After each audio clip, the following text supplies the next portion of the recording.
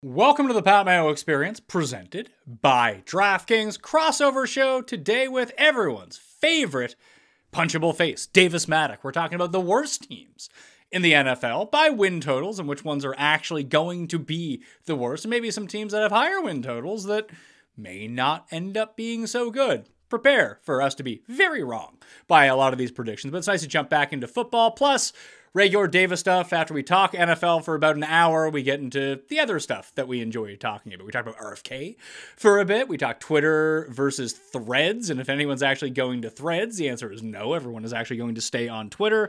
Let's see, deep fakes, the TV bracket, best ball, cardio, my trip to the Calgary Stampede, all that fun stuff. So again, smash the like while you're here. Sub to the channel. Press it so hard that you break Davis's face with that smashing of the like to the episode and subbing to the channel. And the audio podcast. Always leave a rating and review. All of that fun stuff. You can check out Davis's weekly podcast, which this will be co-streaming on the TakeCast on Apple Podcasts or Spotify. But enough of me. Let's get into it. Mayo Experience. Mayo Experience. Mayo Experience. Mayo Experience. Experience. All right, everyone. Welcome into the joint TakeCast.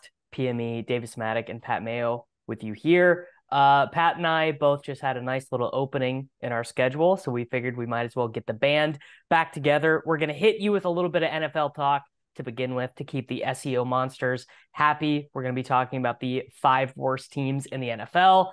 I have at least one topic. Actually, I have a couple that I want to talk to Pat about. We'll see how the schedule goes, and Pat has the same. So, and we both just got back from vacation, so we're tan. We are, dealing with the stress of catching up with emails and meetings and things that were missed when we were abroad, and we're both not happy with our golf game. So it's a really good time, I think, for us to do a show. I always monitor my emails on vacation. Yeah, I mean, I do too, but I don't respond to all of them. I monitor all of them, but there is layers to these things. There's emails that need responding immediately. There's emails that you can get to that day and it's fine. And then there's a category of emails that you're like, okay, I'll deal with that when I'm at a computer and I have access to all my, all the stuff that I need. I just respond right away. Yeah, I can't do that. I can't do that because there's a certain layer of work that is needed for some of them that I'm like, I'm not doing this right now. And I don't have a great system to have access to all my records and data and everything that I would need. Even like personal stuff like bills and whatnot. That's all on my computer. So if I'm on vacation, I don't have that because it's all on my desktop. Oh, so you have everything stored on a desktop. You don't have everything like on a laptop with you? No, because I have a huge Mac desktop. Like it has a bunch of processing power and everything. So and my MacBook is crappy. I just have like a MacBook Air that like I honestly mostly just play video games on. So it used to be my work computer like a long time ago, like when I was in college and stuff, but it's outlived its usefulness at this point. Yeah, we recently transitioned. I have like a 2013 MacBook Air, and it runs all the graphics that you see in my big studio. So like when you see, rotating graphics on like the desk, the TV in the desk, that's just a screen mirror with that computer. It lasted a pretty long time for like the shit that I put it through, though. I was actually quite surprised. Honestly, at this point, my desktop is probably old enough that if I bought one of the higher powered laptops, I would probably get closer or close to the same computing power. So maybe I need to look into that because it is, being able to bring your work with you wherever is pretty nice. Although it's nice, but in a way, it's also nice to be like, what do you want me to do, man? I'm at the beach. Like, it is what it is. Yeah, there's that element of it too. I guess that's the difference between business owner, employee. Yes. Yeah, exactly. Because it's like I can if the powers that be at Sports Grid know, like I'm out of the office, I don't have my camera, I don't have my Ethernet, I'm not hardwired, like there's nothing they could even ask me to do that I would even be capable of doing. So maybe that is a nice boundary for me. Yeah, I mean, the one thing that I had, I was in Minnesota for business, and then the Live PGA stuff broke. So I did like an impromptu show from the golf club that I was at where I was having meetings from that day. I was like, I gotta dip out for an hour here. I gotta do a live show. Fortunately, I had a microphone on me and I just used like the laptop computer and it was fine. Yeah. I mean, I guess if I had been on vacation for that, I would have found a way to do it. I would have just, I don't know. I would have maybe even just used my AirPod. I mean, they sound like shit, but I maybe would have done it anyways because that was big content. I mean, that was important to get a show out on, and it was so unexpected. I mean, we didn't even have rumors. We had no idea. And as you and I are talking right now, to bring people behind the curtain, the Senate hearing on the Live PGA stuff about the Saudi Public Investment Fund it's happening right now. We're getting images of Jimmy Dunn, basically speaking to Congress, like as we're talking right now. I've checked out on all. I just don't care. Just tell me what happens. And well, it's over. It's over now. There's no battle left to monitor, I think. No, but just like when this stuff all wraps itself up and it looks like there's going to be another year and a half of Live, then that's great. I can bet on Live this year and next year. Hopefully my Range Goats futures end up coming through for me at the end of this Live season because Gooch has been on a hot streak. Need Bubba to play a little bit better, but just let me know what I can bet on. Let me know what I can watch, and I'll do that. Yeah, I mean, I have not created enough space in my life to follow bet on. Well, I guess I do check Data Golf to see if there are any like super high EV outrights on the Live, but I've never watched it. So it's so immaterial to me. It hasn't impacted my life other than creating more elevated events on the PGA Tour. But yeah, I'm super checked out. There's no reason to care about this anymore. The Saudis won. It is what it is. I've been super checked out on NFL, and I know that you haven't been, but I wanted to get back into it today. And I've really been struggling just getting into fantasy this year. And this has been an ongoing process over like the past 5 years, like where so much of my bandwidth goes towards betting and even daily fantasy at this point, that like the season long / best ball stuff has really fallen by the wayside for me. Like it's the reason that I haven't really jumped into best ball. And I know that a lot of football creators don't have anything going on in May and June, whereas I do. So I don't need to fill that space with best ball content that I don't care about. And I feel like I've kind of been left behind on it. It's kind of strange, but I'm excited to talk about teams and reacclimate myself with everything because I don't know, maybe I started watching Jack Ryan the other night and I really liked it. Like, have I become like a 57-year-old dad? Dude, that is, oh my God. Like, what if you mention like a Tom Clancy novel to me at some point, I'm gonna be like, dude, something has gotta change for you. That is like greatest generation dad. That's not even baby boomer dad. That's like people who were born in like what Jack Ryan, dude, with Jim from The Office. Yeah. I mean, I literally cannot imagine watching this show. It's like good. It's really good. Propaganda.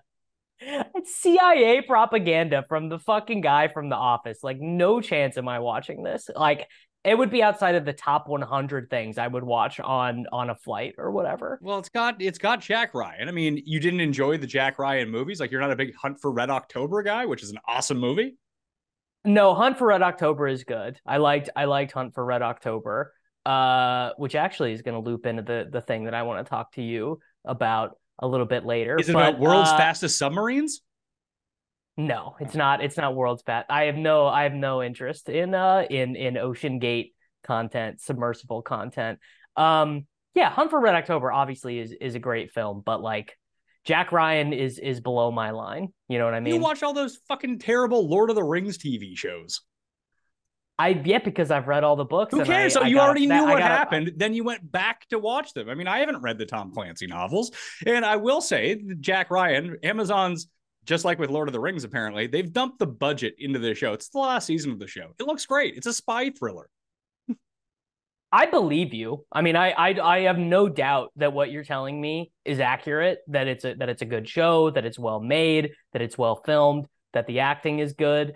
I don't know. Like, yeah, I mean, this is a feeling that we all know. We can feel it in our bones, which is someone's telling you about this show and they're like, "Oh, it's so great. You'll love it." And you're like, "Oh, totally." And in the back of your mind, you're like, "I will literally never once in my life click on that show." Like, it just we all, because media is so vast now. Even if you didn't have a job, if you were the fail son of a wealthy billionaire, you could never watch all the shows that you wanted to watch. I wish. Sounds so great. I know. It doesn't it really? I can't imagine. Truly, there have to be fewer happy people on earth than the nepo babies of billionaires who don't even have ambitions actually to accomplish anything or to justify their place in status. They've just accepted that they are nepo babies. Like it's got to be such a peaceful life. Yeah, sounds great. Hopefully I can get to the point where I can get my kids like that. Although I wouldn't want that for them. The grind is really where it's at. It's always been my favorite part. I'm not telling you that Jack Ryan's like the greatest show in the world, but like we throw it on. It's something both my wife and I can watch together. It's perfect. Yeah. I mean, there's definitely I don't think I could sell my wife on spy thriller. She like James Bond, whatever. She's not interested. Like, so no. I mean, just be like, yo, James Bond, Daniel Craig, shirt off. Let's go. Yeah. It's not a selling point for her. Not she. Yeah. I don't think I could get her to go for it. I mean, she's approving of this haircut you have going on. So I don't know what she's thinking. Yeah. Well, it's true. She hates the beard. She not a fan of the beard, but you're like at this Trevor point, Lawrence's greasy brother. That's honestly huge compliment. I Trevor Lawrence's greasy brother, but who's like lifted a weight once in his life. That dude is way too skinny. I don't know. He looks just like Steffi Graf.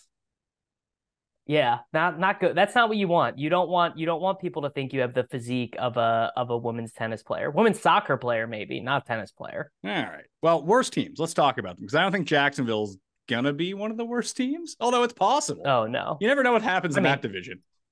Sure, you never know. The worst team is going to be the Arizona Cardinals, right? They cut DeAndre Hopkins. Kyler Murray's probably not going to play this season. If he does, it'll be later, and it would just be basically for the new head coach to get Rich.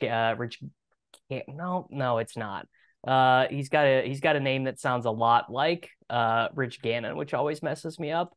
But basically, they're just going to be bad. They want to get the Jonathan Gannon, so they want to get the number 1 overall pick. What makes it more interesting, though, the wrinkle here is that they also own the Houston Texans first round pick due to the egregious Will Anderson trade that the Texans front office made. I mean, truly one of the dumbest trades in NFL history, I think.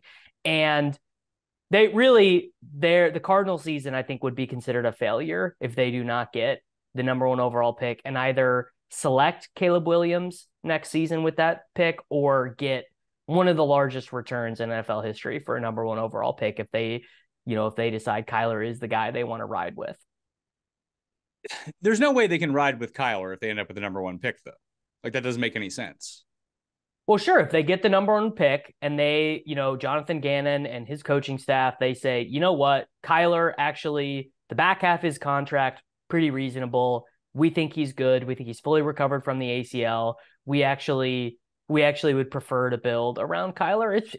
Kyler has played at, pro, like all pro levels it's just that he has really struggled with health. And I also think there's a pretty valid argument that he's had one of the dumbest coaches in the NFL for the entirety of his NFL career. And I'm pretty interested to see what he looks like when Cliff Kingsbury is not his coach.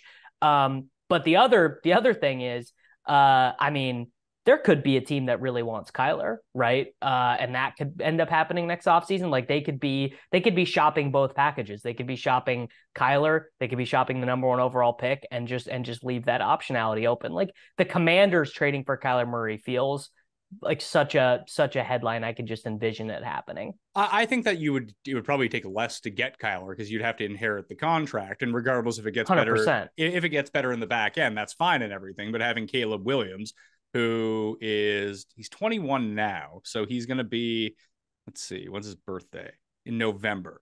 So he's 26. Going to be 22. Like 4.5 years younger than Kyler. Like Kyler, if he doesn't play this year, he'll be 27 by the next time he takes an NFL snap, which is fine. Like that's, prime of your career.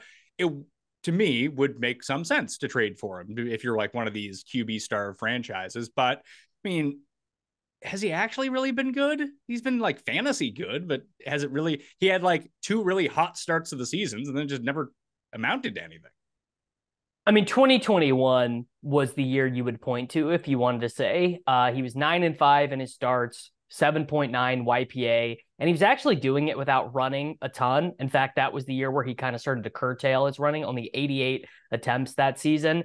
And I think not surprisingly, that was a year where they surrounded him with that was, I mean, Christian Kirk's career year, but I mean, they traded for Zach Ertz in the middle of the season, and they got DeAndre Hopkins back. Or Hopkins played 10 games that season. I don't know. I mean, I think Kyler probably is better than the market thinks that he is. So maybe that's and honestly, probably at the end of the day, the decision is pretty simple, which is if we think Kyler's just okay, or maybe even like a B+ quarterback, but we can get this quarterback we think is maybe a B+, maybe an A+, maybe the A+, and we can get him on a rookie contract for the next 5 years.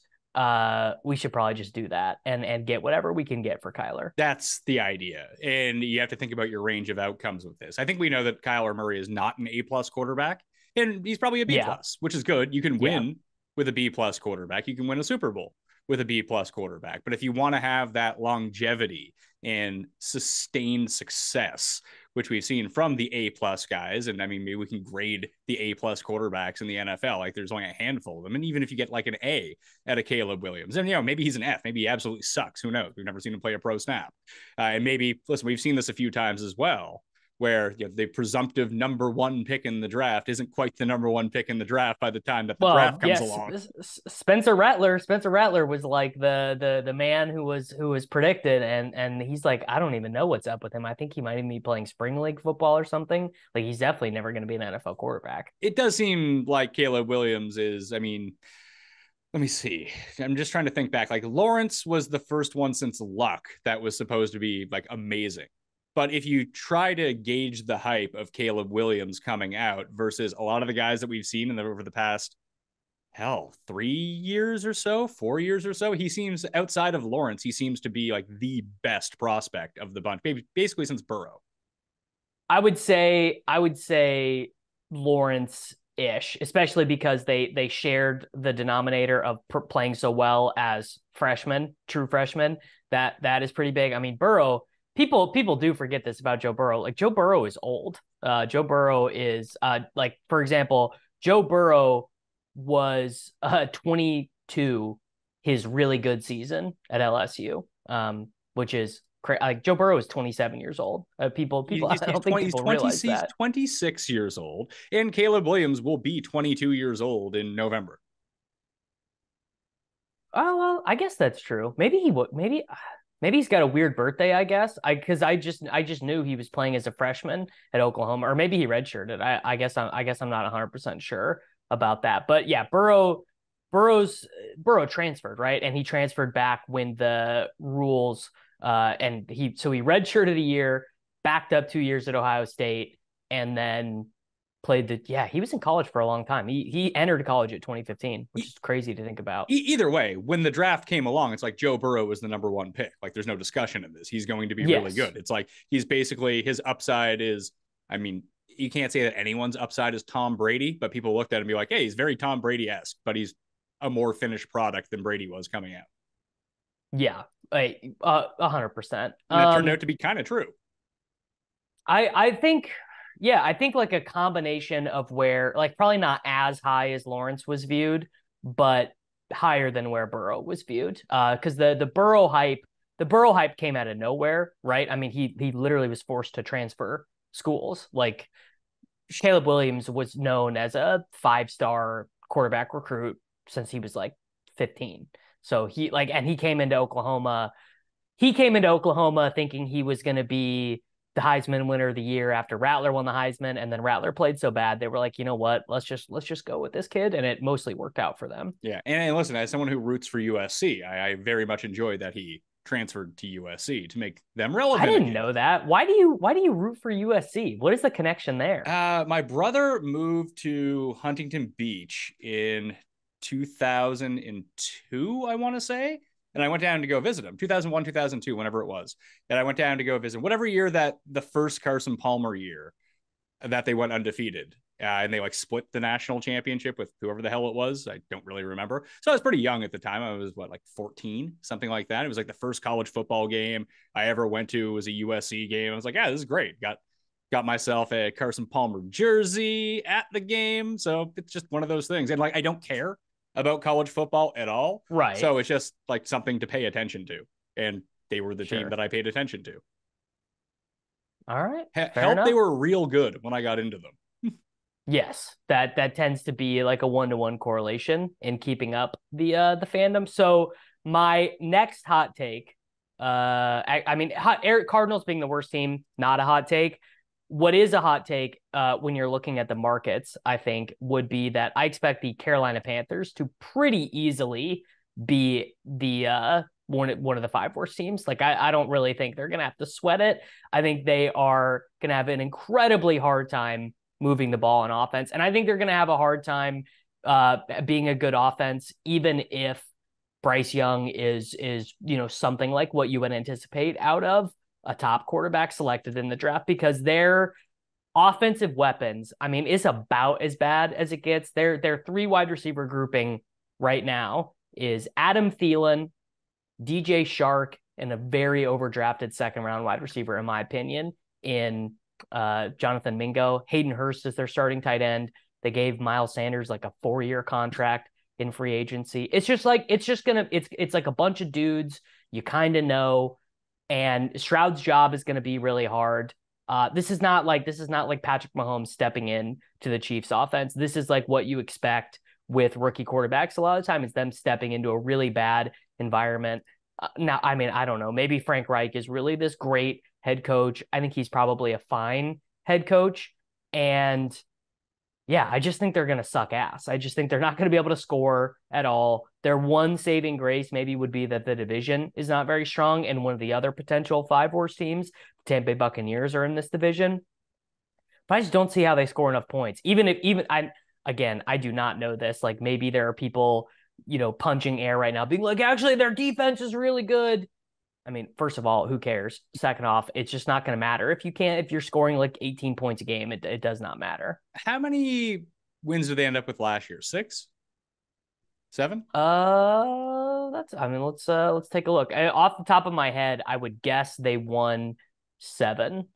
They won 7 games, 7-10, which was good for a second place finish in the division. That's how bad the division was last year. And the division's, I wouldn't say substantially stronger this year. And they were running out Sam Darnold and Baker Mayfield at quarterback and traded CMC halfway through the year. Well, the Buccaneers will certainly be worse, right? The Buccaneers weren't good last year. Yeah, they weren't any good. I suppose the difference would be, Andy Dalton to Derek Carr for whatever that is worth. And I think correctly so, a lot of people are anticipating the Falcons being a better team without Marcus Mariota. And I kind of buy it, actually. At this point, I think the Falcons will be better. There are 2 teams that we'll start with the Falcons. I don't understand the love for the Falcons this year. I just don't get it. I was on the Falcons last year. They cashed their win total super early in the season, which was fantastic.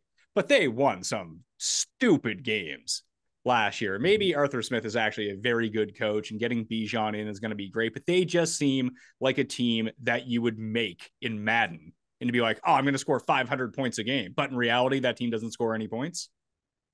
Yeah, like that really is the deal. They just have a lot of, Kyle Pitts is pretty good. Drake London is really good. Their issue is going to be twofold. One, it's going to be manufacturing productive plays outside of Bijan, Pitts, and London, because they have a lot of extreme bit players. Like Cordarrelle Patterson is 32 now, and their wide receivers outside of London, dude, it is dire. Matt Collins, Scotty Miller, Kaderil Hodge, like JJ Arcega-Whiteside is on the roster. Like, it's brutal. I like Matt Collins.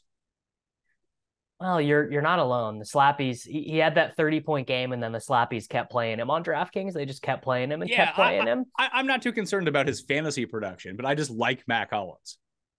Yeah, I liked I him on mean, Miami. whatever. I liked him on Vegas. He looks like a tight end when he's out there. He's huge. He's a giant guy. So I actually think probably what will happen is they're just going to play a ton of two tight end stuff with Pitts and Johnny Smith, who they traded Yeah. a 7th-round pick for, and like that works out when you have Bijan, Tyler Algier, and Cordell Patterson, and you just want to run the piss out of the ball. The other thing that weirdly makes me feel bullish about them is that they signed Taylor Heineke to be the backup quarterback, and I think that's a pretty good safety valve to pull if Ritter just really stinks, which he might. I mean, Ritter might just be awful. And you pull that, and Taylor Heineke can be like you win 8 games quarterback in that context. Like he's not good. He's Dalton. He's Andy Dalton-ish. Yeah, no, I would agree with you. How long? So I guess there's 2 scenarios that could play themselves out here. Is that Ritter is mediocre to good, and then that's good for their win total, or he really sucks and gets them in a hole, and then Heineke has to come in. And we know that Heineke is competent. He's like Mike White or yes, random backup who's not terrible, who you can win 3 or 4 games with, but you really don't want them playing the entire season. So he could be capable in this offense because they're not asked to do too much. But how long do you think, if Ritter sucks, how long do you think it takes him to make that move? I don't think it would take that long because he's a 3rd-round pick. 3 weeks? So I think it's long. Marcus Mariota was fucking terrible last season. He was terrible, but he ran the offense that they wanted him to run, and he could run, which really lent itself to what they were doing. Yeah. It reminded me a lot of when Lamar came in mid-season in his rookie year for Flacco. Yeah. And they were like, well, we don't really have an offense for you, so we're going to do this. That was basically the Falcons' offense last year, but with way worse players. And I mean, you could tell Arthur Smith hated Mariota, but just couldn't bring himself to start the rookie quarterback because there was that. I'll never forget it. There was that game where Mariota threw 2 interceptions in a row, and then the next drive, the Falcons ran 14 plays in a row, 0 called passes. They just ran, and Caleb Huntley's in there, Patterson's getting carries, Algier's going down. Like they just kept running. So I think you could tell Arthur Smith was not loving, this veteran loser basically that they had. And I mean, I don't know. Like I'll say there's like a 5% chance that Ritter is like a B-, or something like that, like where he could like actually be good enough to make a difference. And they did throw way more in those last 4 games. Their pass attempts went up by 20%. And weirdly, they're so good at running the ball, but I think throwing more would just be required for them to be like the 2nd wild card, like the 7th seed or something, like, because you have to be more expansive to be that good. And their offensive line is good enough. I was just scrolling down on DraftKings, the sportsbook.com, play at DraftKingsSportsbook.com. And you can scroll, like it has like adjusted win totals, but they're like, it's actually nice. There's like a slider where you can get to the win total that you want. I accidentally clicked on the Ravens too high without noticing. I was like, their win total is 13.5. It's very high. It's not. It's plus 600 over 13.5 for the Ravens, minus 1100 to bet that under. But I was curious about Carolina. If you think Carolina is actually going to be that bad, I mean, they're over like their regular win total right now is 7.5. And it's even money. That is so fucking high. It's even money to the under. All right, I'm gonna go get this under right now. I'm gonna be a man. I'm gonna be a man of my word, and I'm gonna bet because I just don't.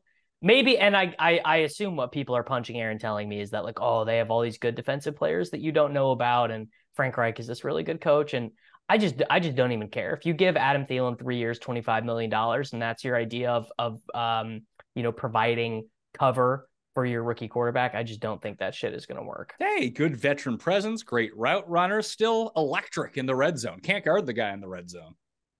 He just can't get open. He just can't get open anymore. He gets open with like within 10 yards. That's it. And that's why he's been so good in the red zone over the years. Did he even score touchdowns last year? I have no idea. I assume he did because every week that I played Jefferson, I feel like him or KJ Osborne scored. He had 6 touchdowns on 107 targets, which is like fine, but way below his baselines for the last but they also had one guy who emerged as the best receiver in football, and they started to play the pass it to Will offense, where it's like, what do we do? I just check it up to Jefferson. He'll probably come down with it. Well, that's pretty good. I mean, Shit, I don't know. Maybe I'm missing out on an 8 touchdown Adam Thielen season, but I don't think so. No, probably not. But again, maybe was it Mingo? Who's the guy? The second round? Mingo, yeah, Yeah, Bingo. That's the guy. Maybe he's good. Who knows? maybe he was like I thought he was like one of the bad, like pretty bad picks of the NFL draft, but what do I know? I don't know shit. I mean, they still have your boy Chenault. They picked up the Birdman. They do. They do have Chenault, which is I mean, he can't play. He's not fast enough. I think I thought he was the best player in the world. That was you last year, probably. No, that was three. Is that 3 years ago? 2 years ago. 2 years ago. You really love that guy. Oh, I did. Dude, he had dreads. He was so good in college, but it turns out you got to be fast to be a good NFL wide receiver. I actually think Carolina's best path to relevancy is what Atlanta did last year and just running the goddamn air out of the ball and having Stroud learn. Now, Stroud is like hyper accurate. So I do think one advantage he might have over Young is that I don't expect him to turn the ball over the way rookie quarterbacks do a lot when they're rookies. I mean, rookie quarterbacks just throw picks, and I don't expect that to be a huge problem for Stroud. So that will help Houston, not Carolina. Oh yeah, I don't know why I just did that. I've done that a couple times in best ball drafts actually, where I've been like where I starred, Texans players and then clicked Young. I've done that a couple times, which is not ideal. No, you should probably beat that out of your system. That's that's the weird player to player version of still calling Vegas Oakland or the Chargers San Diego, or for whatever reason when Tim calls the Rams St. Louis, although that's been 10 years. I mean, that's a long time. Yeah. Either way, I want to get back to Arizona for a second. Who's going to play quarterback? Let's do it. Who's playing quarterback for them? Clayton Tune. It's not going to be Colt McCoy for sure, coming off injury. I think they probably do. I'm gonna guess they do Colt McCoy for a month, and then they're like, literally, what is the point? Like we're 0-4. We suck ass. We can't score any points. We got Greg Dortch and Rondale Moore, two guys who are my height out there, running like hitch routes just time after time. Like, what is the point? So Clayton Tune. I mean, he's a shitty 5th round quarterback. Now he played in this really fun offense. The Houston offense, he threw for like 4,000 yards every season, tossed a bunch of touchdowns. He runs a little bit. I mean, he's not a running quarterback, but he can scoot around a little bit. But I don't know. Maybe there's some chance that Clayton Tune can be a backup level NFL quarterback. So they should figure that out. But yeah, Colt McCoy is going to start some games, but I do expect Clayton Tune to get there sooner rather than later. Well, Colt McCoy is going to have a revenge game week 1. They have 3 of their first 6 games are actually winnable ish. They better be hoping that they don't win them though. Well, they have Dallas, San Francisco, Cincinnati week 3, 4, and 5. So those are losses. Unless losses. There's always I remember when the Bills absolutely curb stomped the Vikings in week 3, Josh Allen's rookie year. Oh my God, yeah. And I remember that too because I took the fucking Vikings in Survivor. Yeah, and they were 18-point favorites. So anyone can win a game in the NFL. It's not outrageous to think. And as it turned out, Josh Allen was pretty good. We just didn't know that at the time. But they play the Commanders week 1 and the Giants week 2. Now, those are 2 better teams than the Cardinals, but they're not great teams.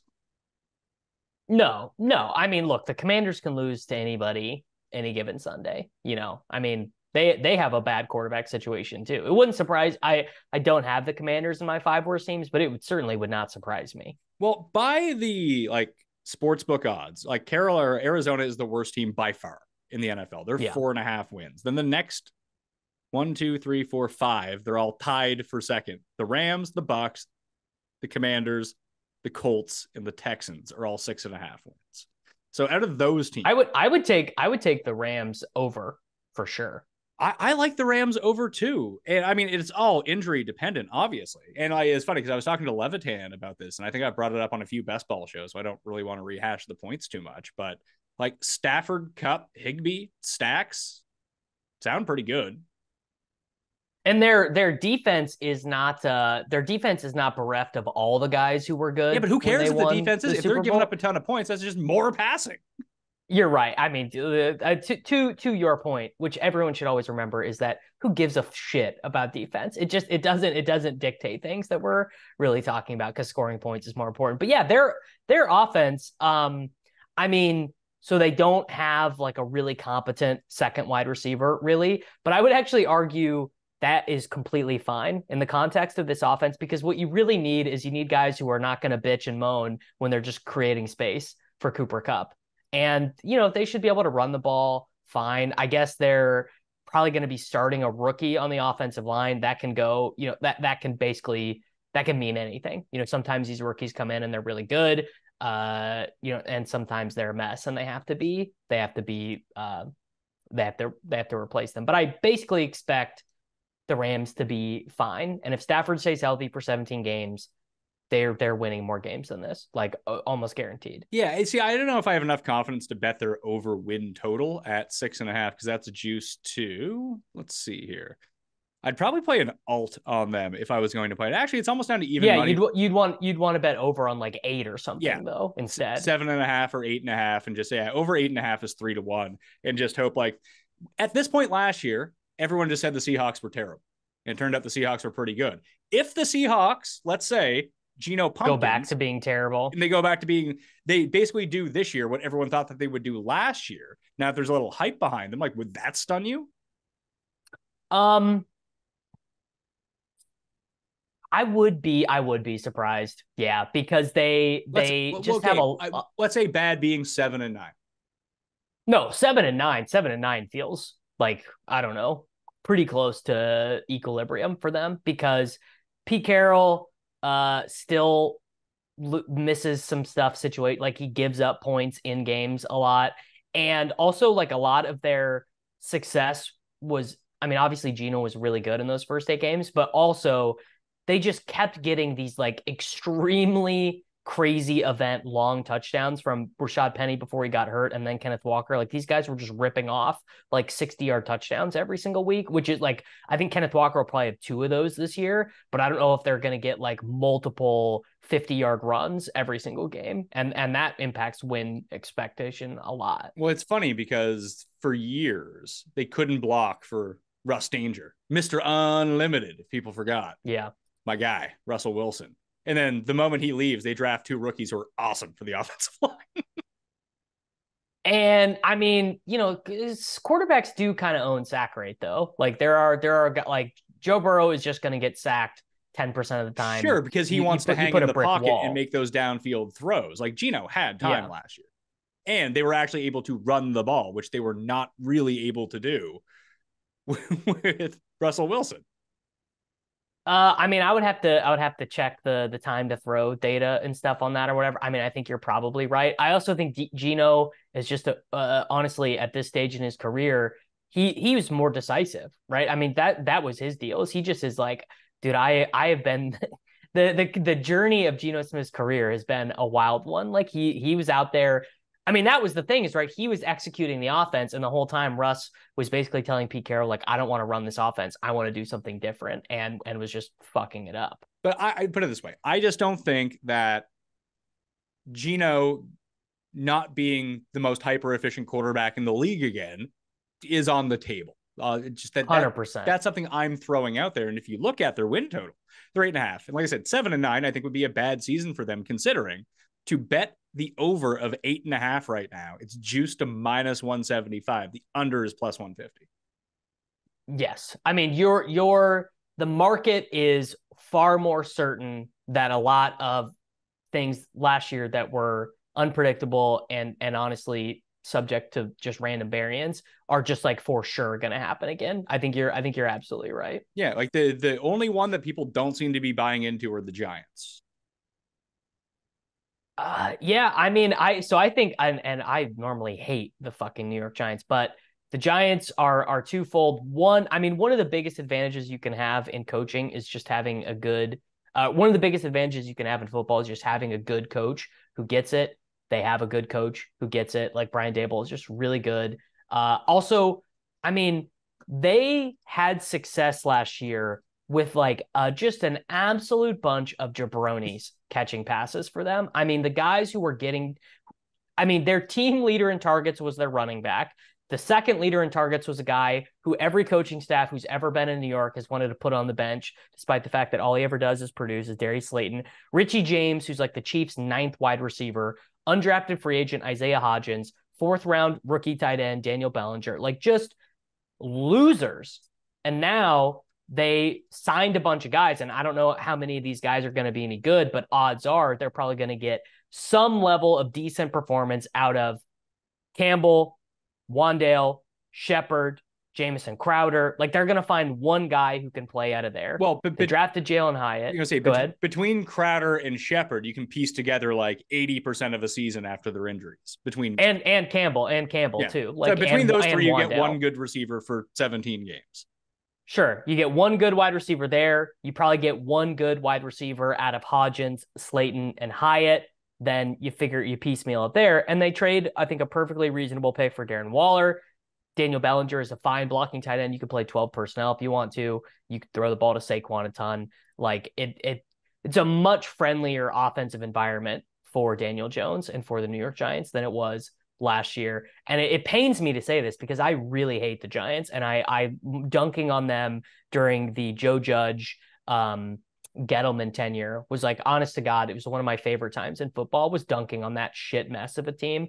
But they're just a competently run organization now, and they're not going to be one of the worst teams in football. Yeah, no way. Even money on the 7.5 for the over. Yeah, I'm adding that. I'm adding that to my tally. I'm going to take the. I'm going to take. Because I can't believe I'm taking a New York Giants over. This is dark days for me. Well, the worst part is that they're, in order to hit that, they don't have to do this, but beating the Commanders twice, which they love playing 3-point game with the Commanders regardless. And I think they do. Yeah, and I think they just play too many close games. But I think in what you're saying with Daboll, it's like Mike Tomlin in the AFC. Like, eventually once you start playing all these close games, yet you just have this historic track record of winning the close games, just might mean you're a pretty good coach. Yes. And I bet I can find numbers for this. Win expectancy added by NFL head coaches. I bet Daboll is really high. Cuss told me over adjusted line 13.5 for the Jets. Oh man. He hasn't predicted it. 15-2 now. That is so brutal. Also, I'm looking at Sumer Sports when this is a 7-letter acronym, and I'm surprised to see Daboll is not here, not inside the top 10. So I'm surprised by that. Well, you have to think about too, is like, what is he actually doing? So maybe the in-game coaching decisions aren't the thing, but he is somehow scheming Isaiah Hodgins and Lawrence Cager and all these guys into. Lawrence Cager was involved. My God. I mean, yeah, like, who's the guy? Sills V? That guy was doing stuff. Sills. I mean, Kenny Golladay got called a mannequin in training camp and was still starting games for them at the beginning of the season. I think they rightfully gave Daniel Jones this contract or whatever. Like, I think he earned it. I mean, I don't know. They had to have felt queasy offering it to him because he was so bad, the prior years. But if Daniel Jones can just be like a good game manager and they can get better production out of these wide receivers, and Saquon can look like, this is probably Saquon's last year of being good and having any juice left. And yeah, they'll win 8 or 9 games. Yeah, I think so. And listen, I don't really believe in Daniel Jones, but I think that we saw it a little bit when Daboll left Buffalo. Like, Josh Allen just wasn't as good last year. And that's even like pre-UCL injury. Yes. No, I think and he didn't want him to go, right? Remember Daboll left and then was going to take the quarterback coach too. And Josh Allen was like, dude, please don't leave. Like, please do not leave. And they were able to retain the quarterback's coach. Yeah, it was Ken Dorsey, wasn't it? That sounds right. Yeah, I remember when, like, that's when I first started getting into college football. I think it was like the 2001 championship with Miami, whoever the hell it was, Miami. I think that was the Willis McGahee team. I might be getting all my teams confused right now, but Dorsey was awesome. I was like, how wasn't this guy the first overall pick? It just turns out he was one of those random college quarterbacks, like the dude at Oklahoma, White. Whatever happened to that guy? Like Clayton Tune. He owns a car dealership, and it's very successful because, believe it or not, if you win a Heisman at the University of Oklahoma and then you stick around, you're basically royalty. Yeah, that's your neck of the woods, isn't it? Yeah, I got the Oklahoma helmet right here, buddy. Is that a new tattoo on your biceps? No, I've had these forever. I don't usually see you in short sleeve. You do have a bacon neck on the go. I do. I literally got home from the gym like 10 minutes before you got here and just grabbed this one Yeah, I out ran of the 5 minutes drawer. late because I was running. I haven't really been to. I was at the gym on my vacation a little bit, but I basically just started creating more and more stuff for my home gym. And while I still have a gym membership, I just work out at home more often now. I mean, I think for a business owner with children who's like got a main like you have more demands on your time than I do. I can take a leisurely amount of time at the gym. I think for you that would be asking a bit much. Listen, I can most definitely carve out space in my schedule daily to get to the gym if I needed to do it and have adequate time to work out. But I just feel like I just like, I don't like, it's not that I don't like working out around other people. I hate waiting for equipment if I'm there to do a certain set. So if like I'm working out back and there's like someone else or two other people running through like a back rotation, at this kind of the same time, and like I'm sitting there like waiting for like a lat pull down or a pulley system or whatever it might be, I'm just like I just tilt my face off and then I just stop doing back and start doing something else.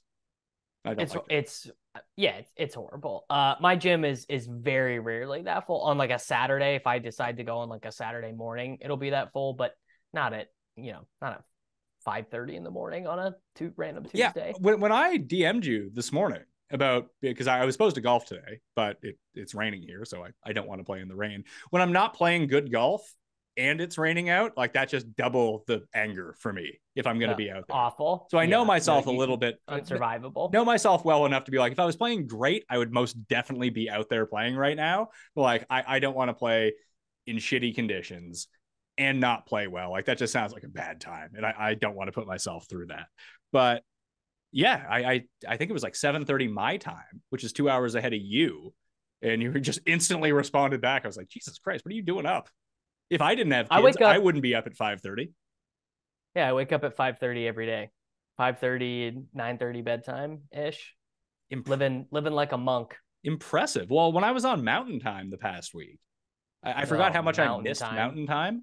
That, yeah, you can go to bed early and you don't miss anything. Where I'm at, you go to bed early, you miss everything. Oh yeah, East Coast time. Oh dude, I'm East beyond Coast East time Coast time is though. I'm on Atlantic time. I got the same time zone as like Bermuda and Brazil over here. that. I mean, East Coast time is one of the biggest hoaxes ever. Like the idea that everything should be centered on East Coast time is such shit. East Coast time sucks though. I mean, my life runs off, although I am on Atlantic time. NFL games for you start at 2 in the afternoon. Yeah. I mean, fucking kill me, Why? dude. Why do you think I They're don't just watch the primetime games? oh my god, just sitting around waiting all day for 2 o'clock sounds horrible. Uh, That sounds unlivable. there's pros and cons to it. Like when I lived in Mountain Time, it would be great because everything started at 11 a.m. and you could like Yep. have some breakfast. You could wake up late if you wanted to and just kind of like roll over on the couch. Football was on. Perfect. I do have like almost a full day to do things with my kids, to go work out, whatever it might be, before I'm just gone the entire day on Sunday. That's a good Like point. I I mean, golf in the that is mornings, nice. like during September and October, I golf in the mornings on Sunday before football. Right. Yeah. I guess you just have to make it 2 days and then you just have to say adios to Sunday Night Football. Like Sunday Night Football is not for you. Yeah, I watch it Monday morning. Like I tape it and I watch it Monday morning, like when I'm on the treadmill. It's easy. I do that with all the primetime games. That's I guess that's pretty reasonable. Like, I don't care I could about probably the adjust to outcome. that. Like Sure. if I bet on the game, like I wake up and look at what the score was, like whatever. Yeah. Or if I'm in bed, like I'm like tracking it, like once it starts. But like I just don't want to be up till 2 a.m. knowing I have a full day of work to do. Yeah. I mean, to be honest, most of the time I don't care about it either. Actually, most of the time we're doing we record the Gilcast during the Sunday Night Football game anyway. Yeah, we record our live show now in between, like just at the back end of the late slate of games before, and we end at Sunday Night Football start, and then I go home. It's yeah. I mean that's GTO strategy because Island NFL games are painful most of the time anyway. Tampa, who's playing quarterback for them? Is it Blake Trask? Kyle Trask. Kyle Trask? Who's Blake Trask? I think that's a guy I played hockey with growing up. It sounds right. Blake Trask sounds right. What if I told you it's going to be Carson Wentz? Would that make you more or less interested in them as one of the 5 worst teams? Same. Yeah, I think the Buccaneers. I mean, no, they have Baker. They have Baker. They're going to play Baker. What am I talking about? Yeah, I mean, Baker's going to start the year. We'll see how long it takes for him to wear out his welcome. It feels like he's worn out his welcome in quite a few of these places. Yeah, but remember when he won that like Christmas Day game? That was great.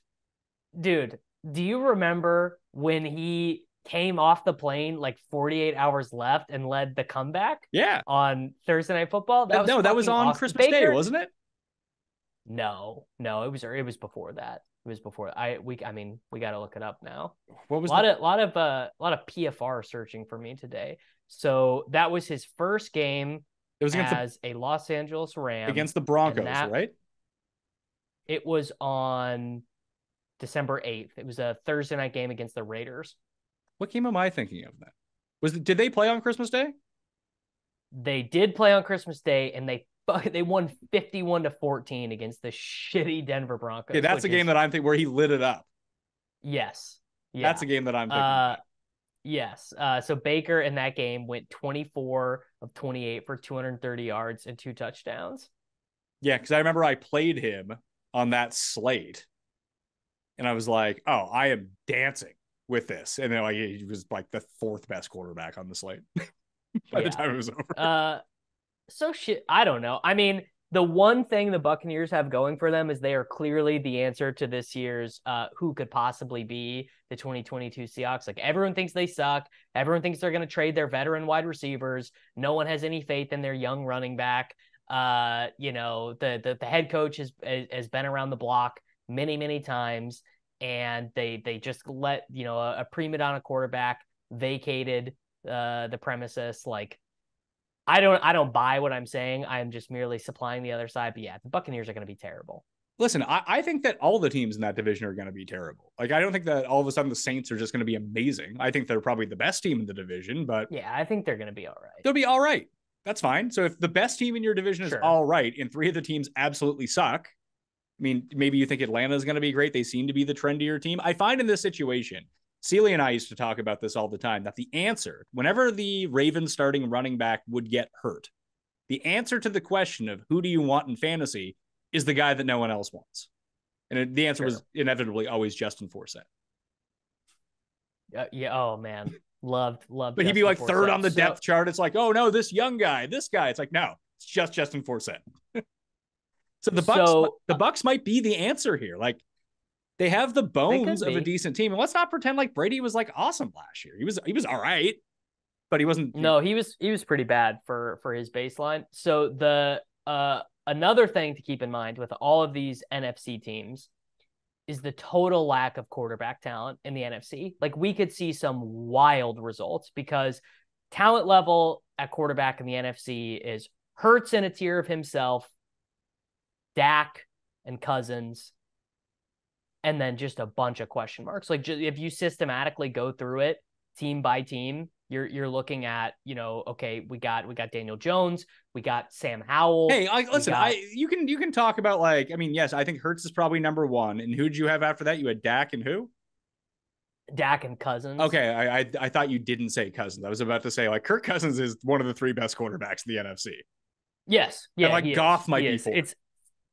Which is like a huge, so at the point in which we are seriously proffering Jared Goff as one of the premium quarterbacks in a conference, we have to be like, well, there could just be weird shit happening all over, just like crazy variance when all of the good quarterbacks are in one conference. So the Bucks, like when you really kind of micro go into it, this is why I haven't made any future bets yet on the win totals, is that they play the first place schedule in the NFC.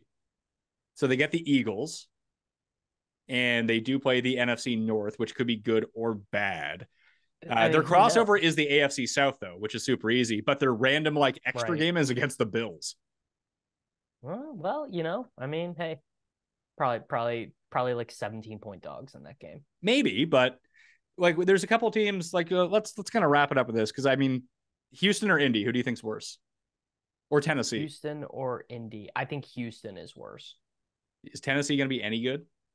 No, the fucking crazy thing about Tennessee is the Mike Vrabel's fantasy is to take a shitty 4-win team and have them play with enough grit and effort and heart to get to 8 wins. That is like what gets Mike Vrabel out of bed in the morning. So he's like found his level. He and also we are 58 days away from the season, I believe. Ryan Tannehill still very much on this roster, has not been traded, has not, been cut, nothing like that. Like Ryan Tannehill's just going to start.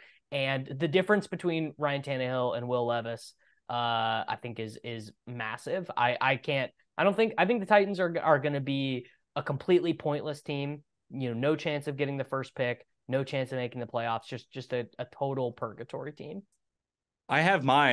You said that the people will be mad at you for your Carolina take. I have one of those takes. Well, they're really going to be mad when I fucked up the quarterbacks. That's true. Yeah. I mean, that was not a great call. Am I not seeing them? Are they not on? Where are we at here? 7.5 is the win total. And you can get plus money on the under, plus 110. Chicago's going to fucking suck. Like Fields isn't good. Yeah, they are. No. Yeah. I mean, I've been talking about this with Pat Kerrane, which is like, Fields is probably closer to not getting his 5th-year option picked up than getting like the mega contract. Like if you had to choose between Fields gets a mega contract or even like Daniel Jones's contract, or he doesn't get his 5th-year option picked up, you're probably going with the 5th-year option. And listen, I'm open to being very wrong about this, but like show me something other than just like, was he good Terrell Pryor? I mean, the big issue with Fields is that his degree of sacks is like nothing the NFL has ever seen. Quarterbacks do not get sacked 14% of the time. And if you expand it even further, 28% of the time when Justin Fields dropped back, he either got sacked, threw the ball away, or scrambled, which basically just means you are running like a Pop Warner offense. You are not generating enough down the field throws. It's a reason why everyone loves Justin Fields in fantasy, but the Bears had the number 1 overall pick, which is Fields is just not even close as an NFL game-winning quarterback. And sure, the Bears, they get DJ Moore. Great. How did that work out for Carolina all those years? Him as the number 1. He was fucking fantastic. Well, I mean, I don't know. I'm not blaming. Let's not blame him, and now let's put him with a shittier quarterback. Yeah, I think the Bears are going to be better, and I think more importantly, they're really going to be trying to win, right? Okay, they'll be better than 3. They'll be better than the 3 wins that they had last year. Their win total 7.5. 7.5 is way too high. And they got like a greasy win against San Francisco week 1 last year, and that like monsoon against Trey Lance. So that was a free win. That was, oh my God. We're an hour in and we haven't even mentioned the Trey Lance, Brock Purdy, Sam Darnold hurricane sitting there in San Francisco. I am waiting. Everyone's like, oh my God, bro, dirty Purdy. Got to get hit. He's going to be ready for week 1. Just play Sam Darnold. Be great. What would happen to Cust if Sam Darnold won 12 games with the San Francisco 49ers? Well, there's only one way. There's myriad ways this season could play out, but the number one, like if I was to map out what was the best thing for the Pat Mayo experience, it would be the Jets going like 16-1 or 17-0, and then playing the Chargers in the AFC Championship game and beating them and having Cust riding high, all this stuff. And they run into a Sam Darnold-led San Francisco 49ers and get obliterated in the Super Bowl. And he throws for like 5 touchdowns. That would be extremely that content, the degree to which that would bring eyes to Mayo Media Network and its associated programs would just be beautiful. It would be, I might have to give, I was thinking about giving Cust his own like Jet Sports Talk show this year. I tried that with Jeff a few years ago with the Chargers, but no one cares about the Chargers. No one cares about the But like Chargers. people care about the Jets, so it might actually work. Yeah. They do. Yeah, that is a good point. Like the Chargers, they're not even lovable losers. Like they are the the Mad Men meme. Like I don't think about you at all. No one thinks about the Chargers. Yeah, but the secret thing is Don Draper was thinking about him. True. He was. True. That was kind of the point of the episode. Ginsburg was just running roughshod all over him with these great new ideas. Don conveniently left it in the cab. Sure, Don. Right. I watched that recently. I watched back through Mad Men recently. It's so fucking good. Even the last season, which I thought sucked at the time, is actually really good. I haven't watched it in a long time. But I remember being like insanely captivated by it while it was on. Yeah, it was great. If you're not someone who gets bored easily, because I mean, not that it's a boring show, but it's not like, because it was on the same time as Breaking Bad, and Breaking Bad's sort of like the opposite show. Mad Men has more of the pace of like the first 3 episodes of Breaking Bad that's just kind of like drawn out. That there's just a lot of Mad Men that's drawn out, where the more we got into Breaking Bad's later seasons, the more like boom, boom, boom, boom, boom, action, action, action, cliffhanger, cliffhanger, cliffhanger, to create that binge idea, where Mad Men just never had that. I wonder how I would feel about it watching it now that I'm far more addicted to my smartphone than I was when it originally aired. Like my brain is way more addled now than it was. I do a pretty decent job of, if it's a show that I want to watch, I just kind of leave my phone off to the side. Like I have it on silent.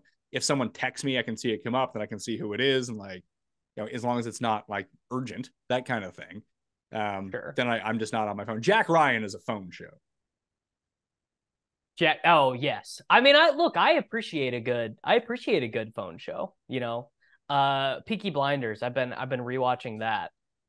Good phone show. I don't need to be tuned in to every Tommy Shelby speech, basically. It's fine. Interesting. Yeah, I was actually texting with Brian last night. He sent me some like Star Trek thing, and I've just Strange New Worlds came back, which I would say that if anyone out there has never given Star Trek a shot, this is the one to watch. It's like old Star Trek where it's like episode of the week type stuff. Like it's not, here's 13 episodes that all mesh together like this. No, it's serialized storytelling, but the like kind of like X-Files is this sort of serialization that I would describe that it has, that there's like ongoing things that are happening, but it's not actually pertinent to the story. Like X-Files-ish? Yeah, like how X-Files was like monster of the week type stuff, but there was like a myth arc in the background. Yeah. It's kind of the same thing. Like each episode is its own contained procedural story, but there's like stuff going on from episode to episode. Okay. But it's not super important. I could be like you could tune in at any episode and you're like, all right, I'm watching. Okay. Yeah, I'm into that. So it's a fun adventure show. See, fun adventure show that I can like kind of have my phone around or be doing a best ball draft or whatever. Much better sell than the Jack Ryan CIA Tom Clancy propaganda. Listen to you. Your whole life is dictated by this stuff, isn't it? No, I just why would I engage with things that I know I don't like? How do you know you don't like it? Propaganda? You seem to have a pretty good idea of what you do and do not like, although you have not experienced any of it. You're turning into cussed. Well, I know what I'm about. And I think that's important. You're not open to potentially changing your ideas about things? That doesn't jibe with you? Some things, yeah. I saw you're a big RFK guy now. I doubt that would have been a thing 3 months ago. No, I'm not a big RFK guy. Big. Brian, I listen to your podcast. You're big into RFK. Brian is a big RFK guy. Well, maybe not. Maybe that's an uncharitable. He's certainly more open to some of RFK's stuff than I am. I find RFK fascinating because the idea it's now when you are part of the political elite, you can't identify that way because it's so gauche to be. Trump really popularized this idea of the swamp and everything. So you have to do everything you can to pretend like you didn't go to Harvard and you're not into like falconry or whatever. And I find that fascinating. You know what the move is when you're going up against like a bunch of 80-year-olds, just to do some shirtless push-ups. It's actually although a super savvy strategy. It's so funny. RFK, he's on a bunch of steroids and he is like posting these videos of lifting weights and he's lifting like very small weights. And I'm wondering if that might backfire on him. He's an old man. But he's on steroids. If you're on steroids, you should be able to move a lot of weight, I think. I mean, Jack LaLanne wasn't putting up 600 on the squat rack when he was 80. I guess that's true. And I mean, compare it, like Biden certainly could not incline press the bar or whatever. Biden could barely stand up, pal. Yeah, Biden's having a tough time. I don't know how much is DeSantis going to come back though? Like, is DeSantis going to get on gear and start lifting weights? I feel like that could work for him actually. I feel like he's someone who probably does. Like, he was an army guy, and he's like, what, 44? Like, he's not discernibly older than the two of us. I don't know. I mean, I think he might be a lizard person. He seems to be like the least personable politician of the modern age. Yeah, I mean, you say that, but remember Jeb Bush? We just forget. I mean, you can't even. Jeb Bush is a completely unserious human being. He is a nepo baby of a nepo baby. Like he is unworthy of entering into a larger political conversation. But DeSantis is just misunderstanding a key thing, which is that he really wants people to appeal to his intellectual arguments. He's a fucking nerd. He's a bookworm, and he thinks that's going to get him votes. And like, I mean, I've said this on 100 shows, so it's nothing original. But he's going to get on a stage with Donald Trump. Donald Trump is going to call him Rob, and which is going to be hilarious. It'll simply be over. Like Trump is just better at this than it's the reason why all these, quote unquote intellectual conservatives hate Trump so much, and they're so mad is, he's taking over our party and he is betraying, our ideals and everything. And it's like, you're just powerless to stop him because he is just more personable than you are. And that's what Americans really want out of their politician. That's all they want. They don't care about anything else. Like, Trump's going to be doing a live stream from like jail and he's still going to win. Yeah, it simply does not matter. I do like the idea of him running for president with his like only plan. Like, if he just came out and was like, listen, I'm running for president so I could pardon myself from crimes. And he'd fucking win. It'd be a kind of hilarious thing. Yeah, he would win. He would win. I'm just looking at the odds right now. I haven't really been paying attention to it because I mean, I'm not even American, so I don't really care. But the Trump stuff just interests me, like it always does. Like I'm. It's been long enough now that I'm in for like. Remember how hilarious those debates were when we all thought Trump wasn't going to win, but he was just causing chaos against like the 15 other Republicans? Like that time that he forgot to walk out on the stage and he was just standing there in the background while the other people walked past him. The crazy thing about all of this is I like don't even think he enjoyed being president. No, he loved running for president. Yeah. Like, I don't know. It's also ridiculous. Like when I was out west, I was in the Texas of Canada the past week, so I got some hard truths thrown at me by. I mean, it's the most conservative place in Canada, so they were just kind of telling me this, telling me that about the way that they are seeing things, and there's someone mentioned Chris Christie to me. I was like, that seems unserious. If you want to talk about unserious, there's no way Chris Christie can win. I don't know why. I mean, I think DeSantis is unserious. Like none of these people should even. Nikki Haley. I mean, these people are embarrassing I don't know a ton about Nikki Haley, but Nikki Haley makes the most sense. Oh, she's a loser too. Well, you think who's not a loser then, according to you, from the Republican side? I don't think there are any presidential candidates this go around who I would say are not losers. Brian has made this point a bunch before, which is that America is no longer sending their best and brightest to be politicians because everyone hates politicians and there's not enough money in it. So we just send the dumbest kids who go to Ivy League schools. Yeah. So like, I know a few people that got into politics. I mean, in Canada, it's even worse because you can't even capitalize on your name after the fact and sell a bunch of books or anything like that. And like all of the people that I know that went into politics were not head of their class. They were kind of like, I don't know, if there's 53 players on a football team and they all played sports, but they were like the 47th best player on the football team and like upper 40th percentile in terms of grades. Like it was not the best of the best. It's like kind of jabroni, bad personality, not good at sports, not super smart, but really into politics as like an 11th grader. Yeah, I mean that is exactly it. That is who is listening to what the banks want the people to do and all this stuff. That's who's getting lobbied. That's why you have people like what's the Secretary of Transportation who's awful? Buttigieg? Yes. I still like Buttigieg. Like, I'd vote for Buttigieg. Oh God. What a fucking robot that guy. I mean, actually, in a much less personable, much less funny way, that guy has no ambition other than to be president, right? I mean, that is his driving force of being, and you can't respect someone like that. I like him. I always liked him. I liked him last time. I think I had a bet on him last time around before Biden won South Carolina. What is it that you just think he's? I don't know. You think he's funny? You think he's smart? I think he's smart. The drive there. I think he's legitimately smart. He's definitely smart. I think I would agree with that. He's definitely smart. I just think he seems like slimy, like a little. Well, I think that he appears as slimy to you because I mean, in a different era, he's a '90s Republican. He's like a Bob Dole Republican, which makes him a Democrat now.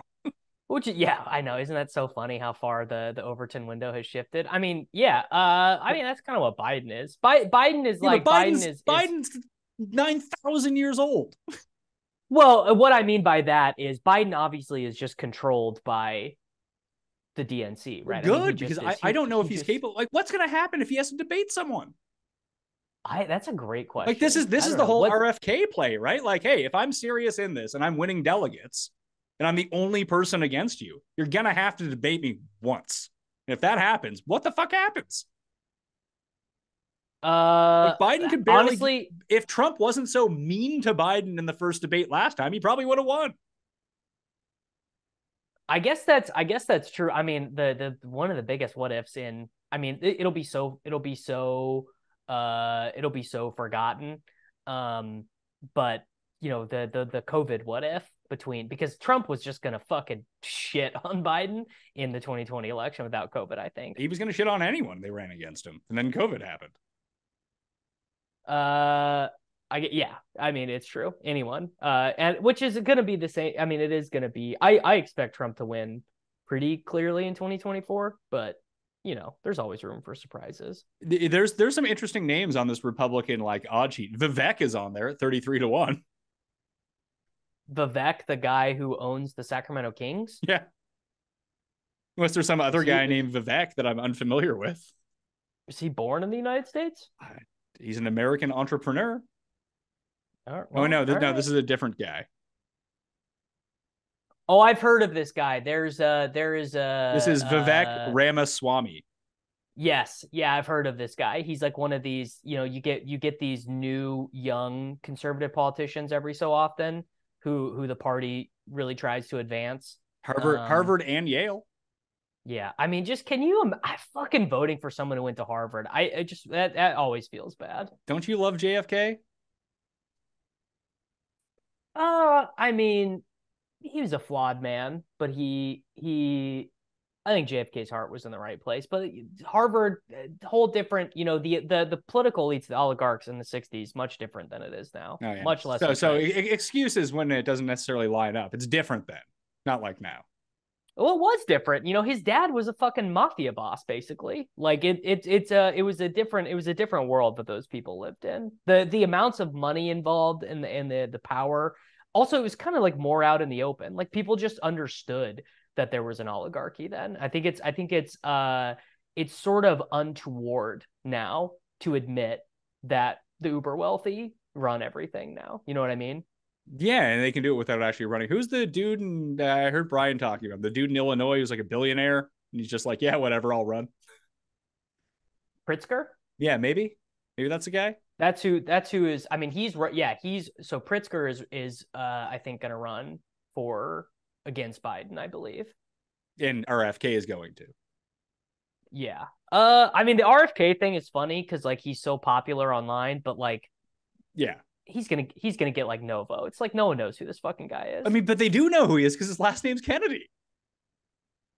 That's true, and it's this is my favorite bit. My favorite bit about Kennedy is that he just insisting that he is not an elite with the last name of Kennedy. Like it's like what are your hobbies, dude? He's like, oh, you know, I'm pretty into falconry. It's like, yeah, dude, you're totally a man of the people. I mean, there is something to be said about that. I guess when you have the name identification and he's still so close to, you know, the time when those were the biggest members of American political society. But like, I have a friend with the last name Rothschild. He's poor, so. Is he actually one of the Rothschilds? No, I mean his last name is Rothschild. Imagine that's kind of like bad luck being born like you're a Habsburg or you're a Rothschild, but you're not really. It just happens to be your It last just name. happens to be your last name. Yeah. So what did So you want to talk to me about? Oh, so inspired. I haven't gone to see it yet, but inspired by the conversation around Indiana Jones, the new one. I got to thinking this. You and I are both. I mean, we just mentioned like you're basically a 57-year-old dad. I'm getting really old as well, specifically in my taste of like music and media. And I got to thinking with how good this deepfake technology is.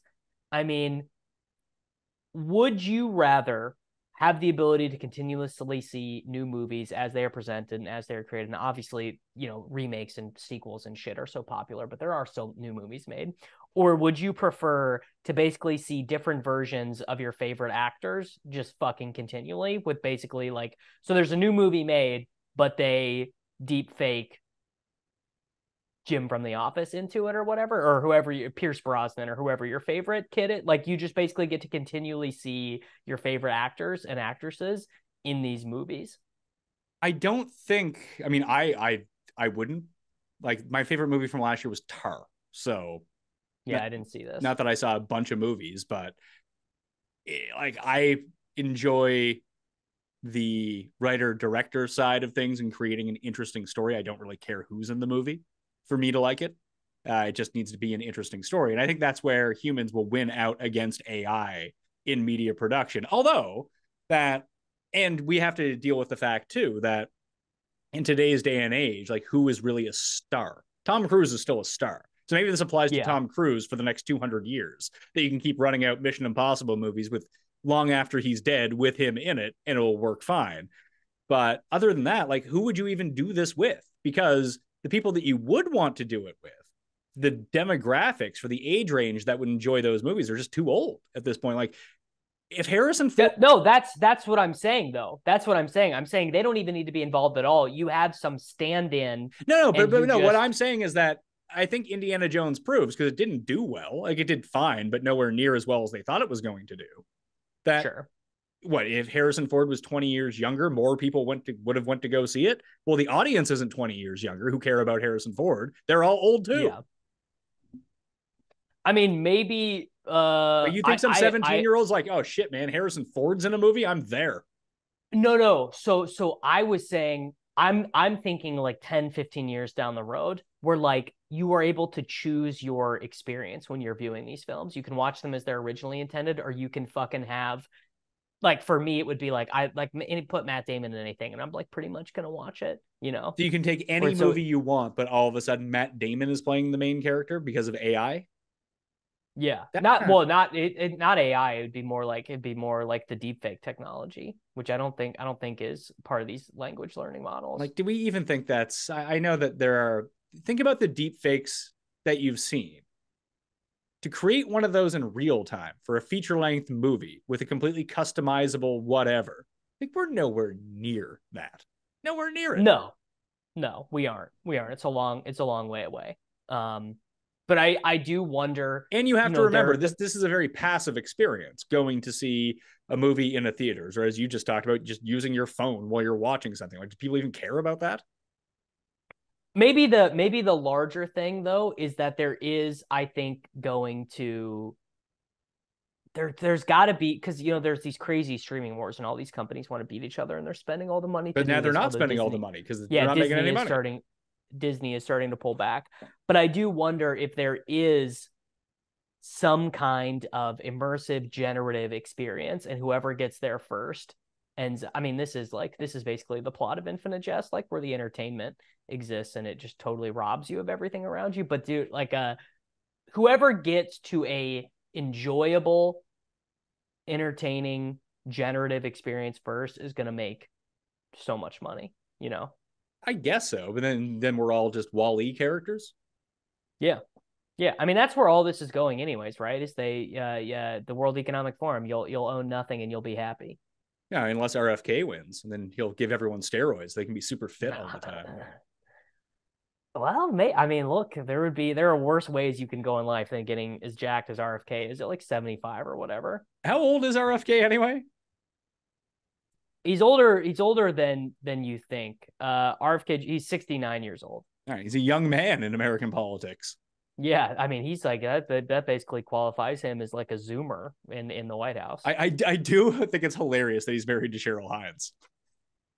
I someone tweeted that and I thought it was a joke. I thought like this was just like a zany Twitter bit that someone was doing, and it wasn't. It's very real.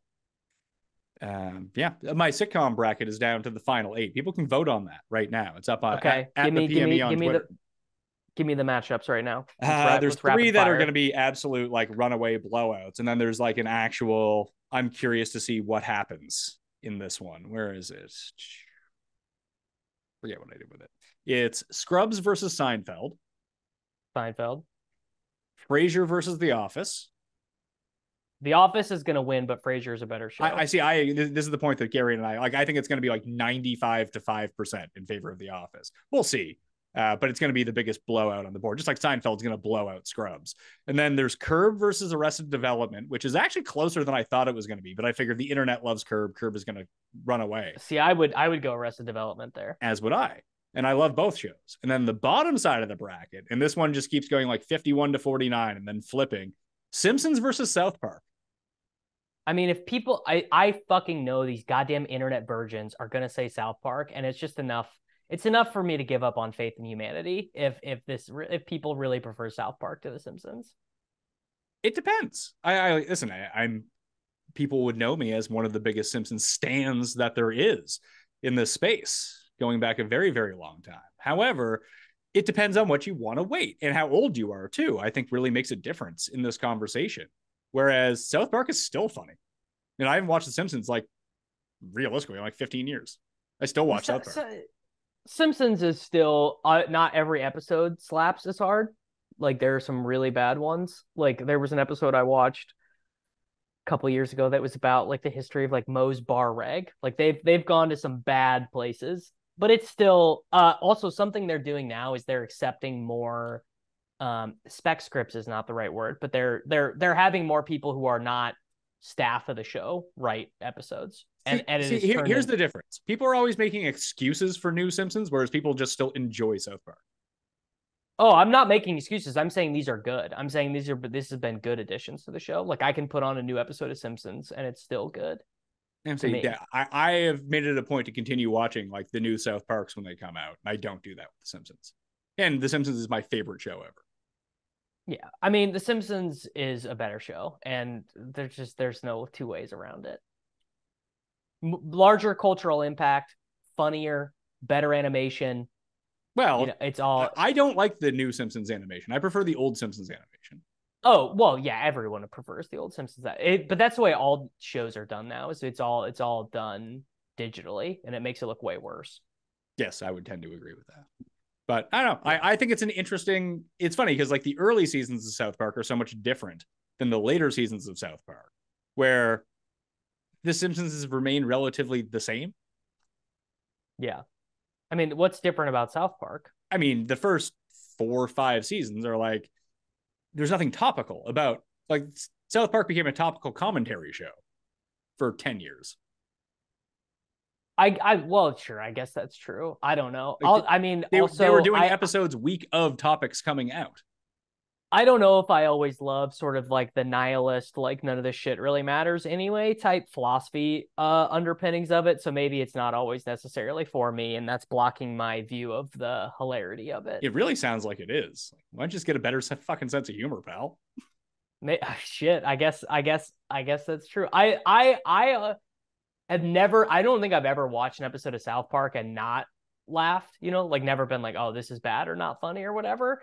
But like some of the funniest bits, or to me, like the funniest bits, very rarely do I think of like a PC principal joke in my life, but like a Towley bit can like send me to tears if I'm in the right mood. You know what I mean? Yeah. So, I mean, you would probably prefer older South Park to newer. There was an episode this season where Garrison's no longer Trump. He's back to being Mr. Garrison, but they go to like South Carolina and he gets sucked into some late night rallying. It's amazing.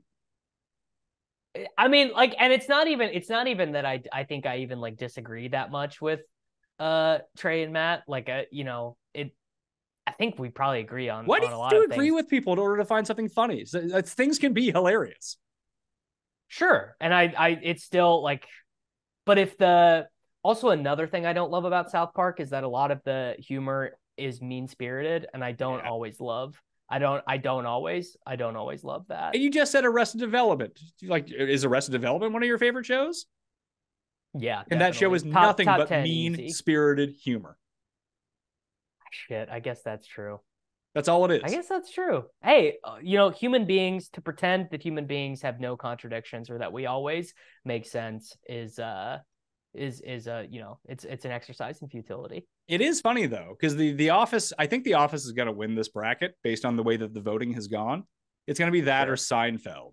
But most of the shows that remain are either super saccharine or very mean-spirited. Like Scrubs is a very saccharine type show. So is The Office. Saccharine, yeah. Like The Office is, there's one episode of The Office that's just dark and mean. Other than that, it's a pretty friendly show. Like Seinfeld is a mean show. Curb is a mean show.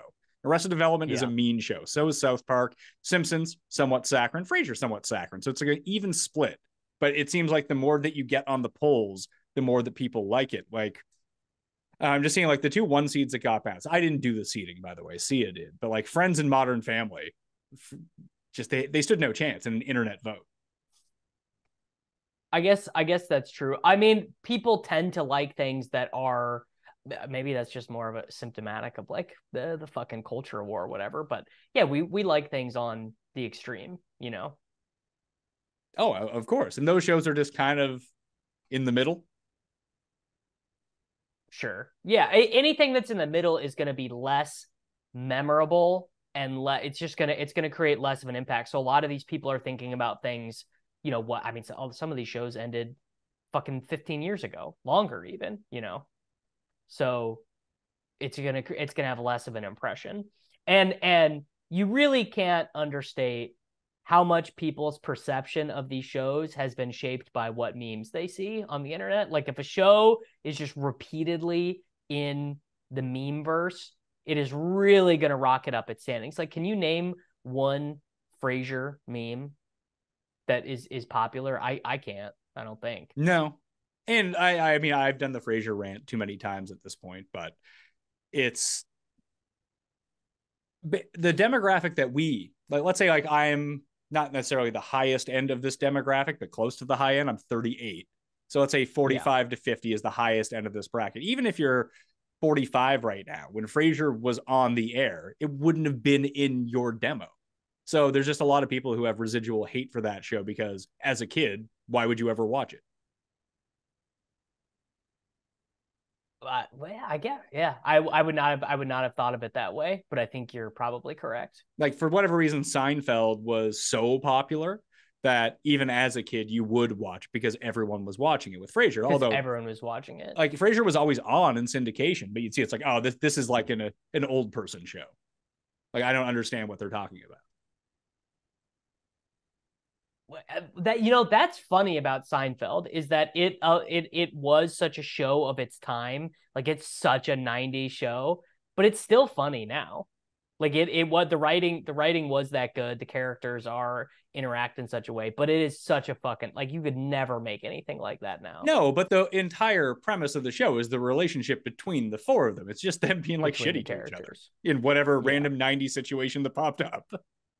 And I mean, obviously has such a huge, like, there's this feedback mechanism where all the writers who write shows now grew up watching Seinfeld and like try and recreate it in both the dynamics of the characters and the settings. Like, every sitcom they have like a place that they hang out to that's like not their homes that they have to go to, like the cafe or whatever. Like it's all very similar. Yeah, and it was the same thing with the early Simpsons writers then taking staff writing jobs on Seinfeld or Frasier or whatever it might be. Like that's what they did after that.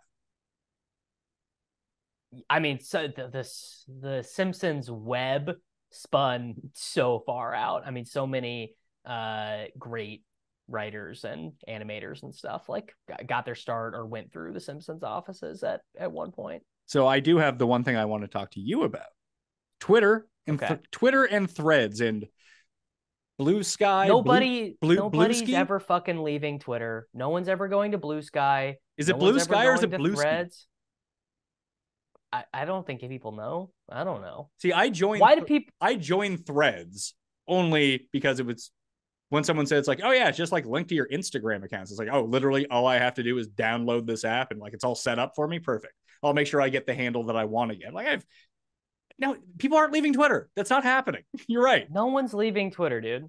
And it's funny because Twitter is the smallest of all of these social apps by far, but it's just the one that we navigate in. And people who love Twitter love it a lot. That's what they want to. That's how they want to consume their social media. Like Instagram is way bigger than Twitter. Instagram's way bigger. Facebook is still way bigger than Twitter. TikTok's way bigger. Facebook's way bigger. There's just something about the type of person who's drawn to Twitter, you know? Yeah, it fucking sucks, but none of us are leaving. The site like doesn't work and fucks up all the time, and it just always makes you feel bad, and it's just you just got to keep clicking on it. Oh, it's funny. Mayor Pete is trending on Twitter at this moment. I wonder what he did. What did old Mayor Pete do? Yeah. Google News search indicates that he was mocking DeSantis. Buttigieg mocks how Ron DeSantis is trying to prove his manhood. Well, I mean, I bet you that's going to lead to some very healthy discourse online. Extremely healthy discourse. Yeah, why not? So, just depressing, honestly, to talk about American politics. Nothing invigorating or positive to be found here. I mean, there's a lot that has to do with first the seed, right? Like in business, you don't even always have to have the best product, but as long as you're first, that's always going to give you a certain amount of cachet. And for the way that Twitter works, especially in reporting news, not so much with interacting with people, but as a news source, like who cares about the Reuters feed, the AP feed, whatever it is? People just have Twitter lists and their Twitter feed that they curate to go through everything, and that's where they get their information from, or at least that's the aggregate source of the information where they can then spawn out to go find something else. Threads just exactly the same as Twitter, but no one's on it. Like, how's that going to work for anyone? And no one's going to get on it. It just, it did seem like the first one that I don't want to say would take over Twitter, but it did seem like the first one that people actually went to. That people might use. Like, I remember when Mastodon started up, I was like, I am not getting on fucking left-wing Twitter. That's not happening. The same reason I didn't join Truth Social. Yeah, I mean, I think Mastodon was not even built for what people thought it was for. It's like I never fucking joined it because I'm able to be realistic about myself, which is that it doesn't matter if Elon Musk was a hood wearing Ku Klux Klan white nationalist. Like, it just does. I'm not leaving Twitter. It just does not matter. So I'm gonna not do the performative thing of being like, you can find me at the Threads. It's like, fucking shut up. It's so stupid. I mean, someone's just going to create an integrative app where whenever I post on Twitter, it will just link with my Threads account, and then I'll just post on both. Exactly. It'll never actually have to be on it. It will just merge into one. You are 100% correct. No one wants to do the work. I mean, and I don't know, maybe there will be people who get on this platform and they find a way to make money off of it and they become Thread influencers or whatever. Like, good for them. I'm not going to take the initiative to do that, though. You do love Threads. Just in general. I don't love Threads. You love Threads on Twitter. Yeah, I hate Threads, but it's you gotta grow the account. You gotta get people there, and I don't know why they built this thing. It doesn't make, from like why would Twitter preference this in their algorithm? It doesn't make any sense to me. But I mean, even doing like 3 tweets in a thread or whatever just skyrockets the visibility of anything. It's insane. I assume it has something to do with retention time on page. That if someone opens a thread, they're like, they're likely to stay on that page, read not necessarily the entire thread, but a lot of it. Therefore, your tweet is showing a higher user capability on site and retention time. Therefore, the algorithm loves it. It's the same reason that like my YouTube videos do really well in searches, because although it doesn't have like 20,000 views or 200,000 views, the average watch time on one of my videos is like 35 minutes or something like that. So YouTube loves it because it keeps people on YouTube. Yeah, that is legit. I mean, it's like, and like, Twitter it throttles down links. They don't want you clicking off of Twitter. So if you're going to be on Twitter, if you're going to have this big account and you're trying to build your brand or whatever, you gotta play the game. I don't love it more than I actually kind of like reading threads when I see them. Like, I like reading threads when they're thoughtful and insightful, and have good data or whatever. I don't love the threads made just to be a thread to get view counts. That's not always the best. I don't like the threads on Twitter. Well, no one really likes them. People but now that you do them, it makes me dislike you. Well, that's a trade-off I make. I guess so. Like, I thought about with that trade-off. I thought about doing it. I think I did one last year. I just listed a bunch of like football stats. Like, what the fuck am I doing? I wouldn't want to read this. And if it's something that I don't want to, if it's not something that I would personally consume, I have no interest in doing it now. I just don't care. Yeah. I do miss writing fantasy football articles and stuff. So it's a nice outlet in that sense. And there are some threads that I do read. Like JJ does some ones that are pretty good. There's good information to be found out there that you can get without clicking off of Twitter, and I enjoy those. Those aren't bad, but I mean, once you see the prompt at the bottom, if you like information like this, follow me at da-da-da-da-da. Like, just if you're going to do a thread dump with like interesting stuff, just do it. Like, once you add last part of it, if you enjoyed my 9 pillars of success and you too want to be a creator that makes 7 figures a year, you need to follow me for da-da-da-da-da. It's like, oh, fuck right off. Like, if you were saying that, you very clearly don't make 7 figures a year doing this. That's mainly the big problem that I have with it, is this, like, especially lying. I'm sure it's fudging more than it's outright lying, but like, sure.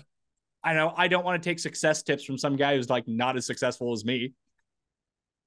Well, but people.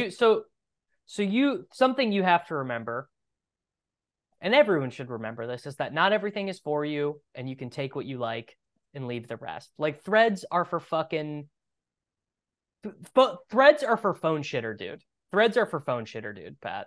No, Candy Crush is for phone shitter, dude. No, you know what I like, the DraftKings phone lineup shitter guy. That is who threads are for. Guy who just wants to get on Twitter and see some fantasy football stats. Just doesn't want to go to Roto World. Doesn't want to sign up for the Mayo Media newsletter. He should, though. It's free. He should. It is free, and he should. And he'd get better information on a more steady schedule. How is your newsletter doing? I had to fucking stop doing it because my company was like, "It's not cool, bro. It violates our agreement." So I was like, "That's cool. Fair enough." Yeah. I think I'm gonna reconfigure it and do it as like a undecided. Maybe something with crypto, maybe something with weightlifting. I don't know yet. We're gonna figure it out. I'm figuring it out though. Crypto and weightlifting. You're gonna make I can't wait for the day you make the alt-right turn. No, that's it's so funny. Like, there is this current of like alt-right stuff in both two of my favorite things, lifting weights and cryptocurrency, and it always makes me feel weird because I always wonder at some point if someone's gonna be like, this is our secret fucking alt-right handshake, and I'm gonna be like, Karl Marx, brother, sorry, I can't align with you here. And man, the older you get, the older you get, the more you're gonna make that turn. You'll see. I'm already 30, man. Yeah, 30's not old. I felt invigorated at 30. I had lots of energy at 30. Inching closer to 40, far less energy. Yeah, don't tell me that, man, because my energy reserves are lower than I'd like. Tell the people who might be watching this on my channel or listening to it on my feed about the cardio club, which I think is a great idea. The cardio club it's actually pretty cool. Basically, it's exactly what it sounds like. Underdog Fantasy. They started this thing with Pete, our buddy Peter Overs. It was actually my idea. This is actually I want it on the record that this was. I started doing this first, where I said I would only allow myself to do these drafts when I was on the Stairmaster as a way to get myself to do cardio and as a way to knock out all these drafts. But basically, you do an Underdog Best Ball Mania 4 draft. You do it while you do cardio or exercise. You tweet #Underdog Cardio Club. with your draft and with evidence of the cardio exercise, and you put it in a Google Doc and you get rake back if you are in the cardio club. That's awesome. People should just do that for DraftKings. Play on DraftKings, everyone. That would be my advice to you. But I do not let myself do static drafting. Like, I cannot just fucking sit there and look at my phone like a fucking moron and just draft fantasy football teams. I got to do something.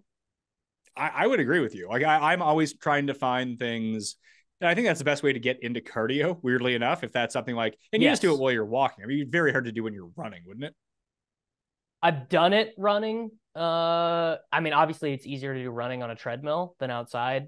Stairmaster is super ideal because your legs are moving really hard and your heart rate's really up, but you're not jostling around really at all. Yeah, that's why I would think that, like, if I was, pumping it at like 8 on the treadmill, I'd have a hard time like focusing with my phone in front of me trying to draft a team. I'd make a lot of mispicks, and then you start sweating, and then you're like, your hand slides down. And sometimes when the water gets on your screen, it becomes somewhat unresponsive. Then you have to like wipe it off. I feel like I would just fall off the treadmill. But like, if you jack that thing up to like, 15 on the incline, you can get yourself up to like 3.5, 4. You do that for an hour, and like you're in good shape. Exactly. I mean, I think a good rule of thumb for people if they're trying to lose weight or change their life or work on themselves or whatever is just to fucking grind on whatever cardio thing you're doing until it says you burned 500 calories. Obviously, not going to be a good exact measurement. The machines never are, but it is going to just put you in a spot where you want to go. And that should be right about the time you need to finish a draft. That makes a lot of sense to me. I have amended my workout routine a lot, actually, where I'm just doing like a lot. I'm not doing as much cardio as I used to do. And I'm trying to really switch it up between walking and running. And just some days I don't have the gas in me to go for like a 5-mile run anymore, even on a treadmill. That just the incline walking, watch some TV. But I'm still at least trying to do 15 to 30 minutes of like heavy lifting before I do any of it. I mean, that's I mean, ideal program is 5 days a week of resistance training, 4 days a week of zone 2 cardio, 1 day a week of sprints, getting your heart rate like as absolute high as you can, feel like you're going to throw up, and then 1 day of low and slow, like zone 3, like a 5-mile run or whatever. Yeah, I don't even try to think about it in those terms. It feels like you just try to optimize your entire life way too much. And I feel like if you do that too often, because I've tried to do this myself, especially when it comes to like... You get in a guilt spiral. You can get in a guilt spiral, or if you fuck off for a day, you feel like everything's completely thrown out of whack, that it's hard to jump back in. Like, I wasn't feeling well the past 2 days when I got back from this trip. I worked yesterday. The first day I was back, I was just, time zone shift, had a cold, like it sucked. And then today, like, I was thrown off from my regular routine of working out, but my regular routine of working out is like, just fucking move every day. So that was easy for me to get back on. Like, I think people try to overcomplicate, like, you need to do this amount of resistance training and this amount of, like you were talking about, like levels of heart rate with cardio. Just fucking move.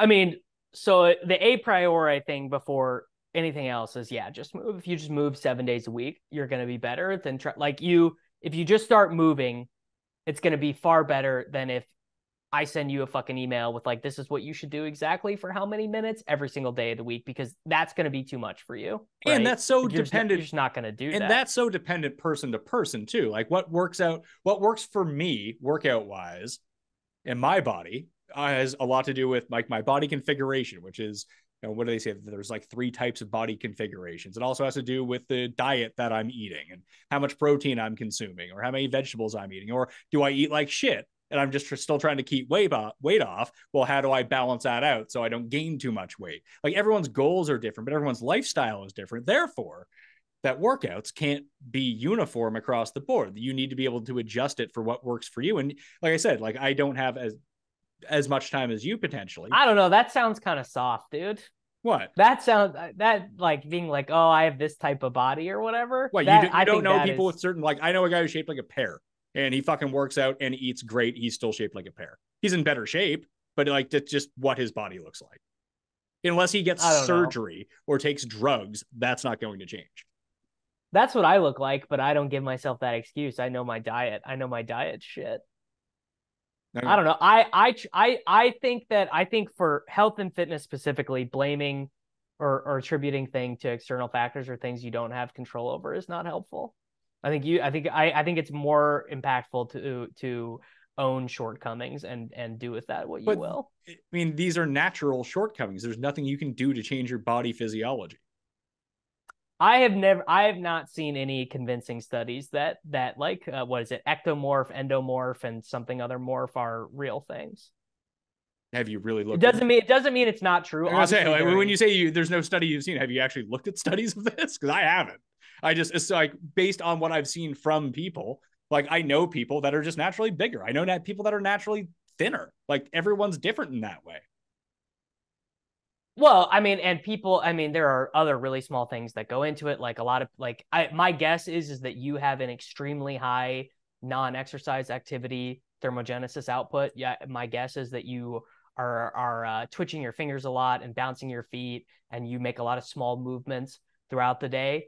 And there are a lot of people who don't do that, and that NEAT, it's called NEAT, can be responsible for like 1,500 calorie burn per day in people who are really high on it or really low. And I'm a really low. I don't fucking move. Like when I'm at my house, I'm a sloth, and and there are all these other little things that we would attribute to like, oh, body type or genetics or whatever, that it's not necessarily that clear. Maybe this is a huge rabbit hole to go down. The point I was trying to make is that once you start overcomplicating everything, it can be the barrier for entry for a lot of people just becomes too high because you feel like all this pressure to stick to this and stick to that. And the moment that you don't do it, then all of a sudden you're, like you said, a shame spiral or a guilt spiral, or you just stop. If the barrier is just fucking move. You want to lift some weights? Lift some weights. You want to go walk on a treadmill? You want to go walk outside, take the dog for a walk, go to a park? Pull the Andercuss to go walk around the mall, whatever it might be. Just get yourself moving, and then you can increase everything from there. But just make that the barrier for entry. And when I see people talk about working out or health and fitness or anything like that, I feel like it all just boils back down to that one point, but no one ever starts there with it. It's, oh, here are the 8 things you need to be eating every single week. Follow me for more dietary advice. It's like, all right. Well, sure. I mean, you are making the great point, which is that content is sort of produced for the top 10% of people. I think because people sort of like to imagine themselves that way, whereas 90% of people could do very well with eat less garbage, move your body more. Your body's going to feel a lot better if you don't just run, but also lift weights. Like you got to do some resistance training. Like that could change people's lives.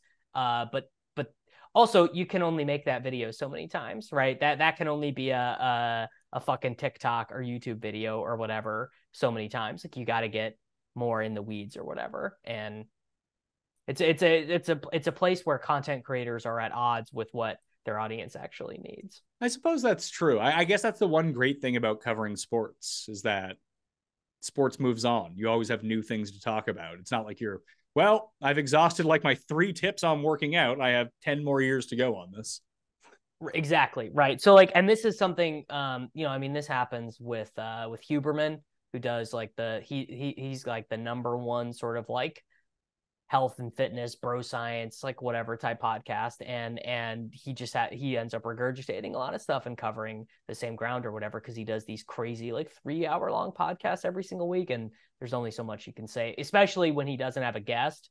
It's better when there's no guest, but when he has no guest, it tends to be a lot of very similar information. Interesting. You see, I dressed up as a cowboy at Stampede. No, but that's a Canadian tradition I'm not familiar with. That didn't make it to me. Yeah, it's funny because I lived in Calgary for 8 or 9 months back in 2009 to 2010. And I was only there for like the worst periods of Calgary, where it was like, September through like the end of April, something like that. So I missed the summer there, and I was broke as fuck as the time. That's when I was first starting out. So I didn't really have the capacity to enjoy the city all that much. Shout out to my buddy Artie, who, without him letting me move in with him for no rent, just to get out of like what I was doing here, probably wouldn't be doing this right now. So shout out to him. I actually saw him when I was out there. I borrowed his car to drive up into the mountains, but it was a lot of fun. Like, it's not necessarily for me, and I didn't actually wear a cowboy hat. I took my friends to take a picture, I was actually wearing like a very tight t-shirt, short shorts, and fake diamond stud earrings just to make people mad at Stampede because I'm still that person. The amount of like non-ironic cowboy hats and Bass Pro fishing hats and like NASCAR shirts was overwhelming. NASCAR in Canada? In Alberta.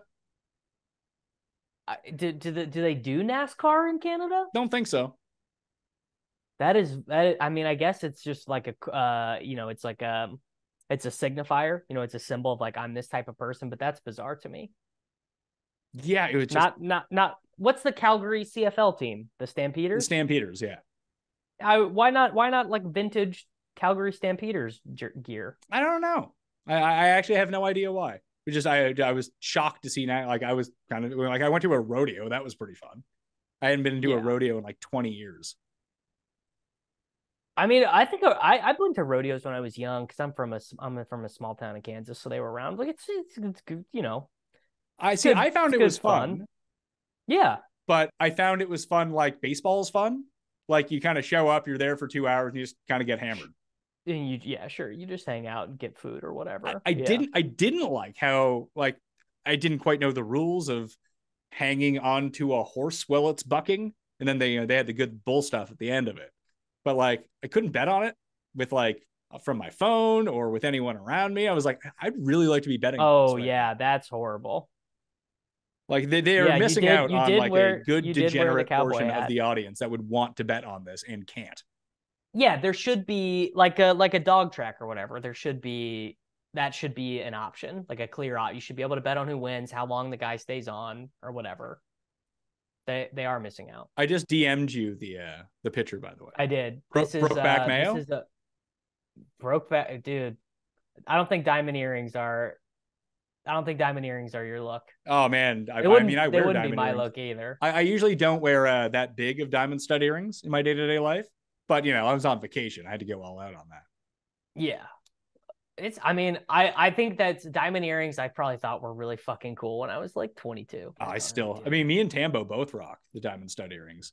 I just always enjoy how like people see me in earrings on the internet and get very triggered by it. I think it's very cool. Oh yes. Oh yeah. I can't imagine these comments. No, the comments are always great on it too, because it's always like people who don't follow me who got real problems. It's like, all right, man. It's a great reminder that the internet is a terrible space and people are fucking stupid, and you gotta laugh it off. As I point out, no matter what sort of ridiculous outfits that I wear, I mean, if people remember what I used to wear at Fantasy all the time, is that when you look as good as me, Davis, you can wear whatever you want and still look good. That's the main difference.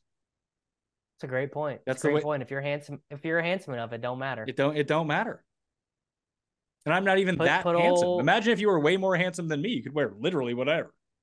Yeah. I mean, Brad Pitt, fucking throw whatever you want on him. That dude is going to be 10 out of 10 any day of the week. Don't matter. Like, you can enhance. Like if you're a real uggo, you can enhance how you look by dressing sharper, form-fitting clothes, no matter what it is. When you're attractive, you can dress down and still look good. Doesn't matter. It just don't matter. In fact, that's like a whole thing. Like being grungy and whatever when you're good looking is like a lifestyle choice people make. For more fashion tips, follow me at the PME on Instagram.